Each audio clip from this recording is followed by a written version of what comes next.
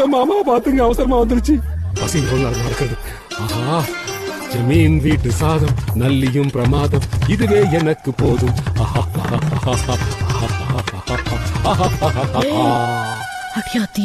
காஞ்சி மிளகா மூஞ்சி பாத்துட்டாலே.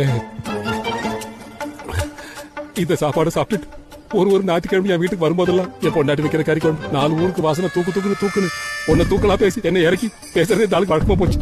வெறும் வயிற்று பொண்ணன் பையன், அந்த பாவ சாபெல்லாம் உனக்குதான். அதான் ஒரு வயசு ஆட்டு போலாம. உண்மையாவா சொன்னாரு? என்னதான் பையன் சமைச்சு போட்டாலும் பச்சை தவளைய முழுங்கின மாதிரி உருன்னு இருப்பான். என்னைக்காவது மூஞ்ச பார்த்து சொல்லக்கூடாது. சொல்ற மாதிரியா இருக்கும் மூஞ்சி. நான் சாப்பிட்டுமாக்கா?